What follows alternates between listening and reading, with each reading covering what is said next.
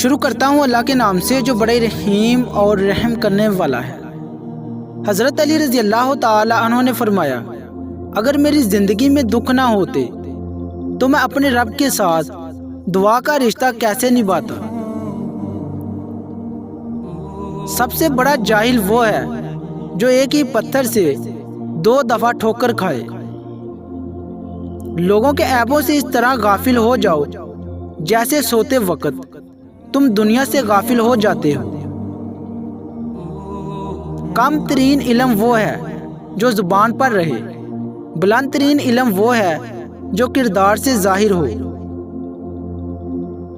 برائی کی مثال ایسی ہے جیسے کہ پہاڑ سے نیچے اترنا، ایک قدم اٹھاؤ تو باقی اٹھتے چلے جاتے ہیں، اور اچھائی کی مثال ایسی ہے جیسے پہاڑ کے اوپر چڑھنا، ہر قدم پچھلے قدم سے مشکل ہے مگر ہر قدم پر بلندی ملتی ہے۔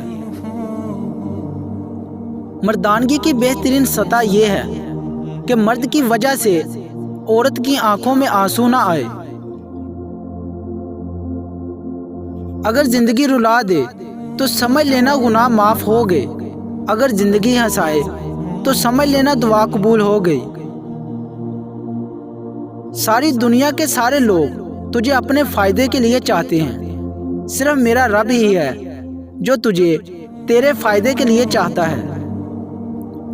جب تمہاری مشکلات ہاتھ سے بڑھنے لگے تو سمجھ لو اللہ تعالیٰ تمہیں کوئی بلند مقام دینے والا ہے۔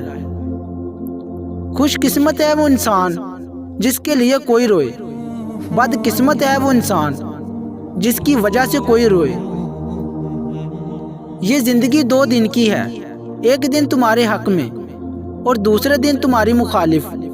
جس دن تمہارے حق میں ہو اس دن غرور مت کرنا، جس دن تمہاری مخالف ہو اس دن صبر کرنا۔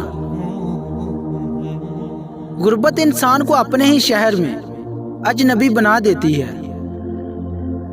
جب کوئی چیز اپنے والدین کو دو تو اس طرح دو جس طرح کوئی غلام اپنے آقا کے سامنے کوئی چیز پیش کرتا ہے۔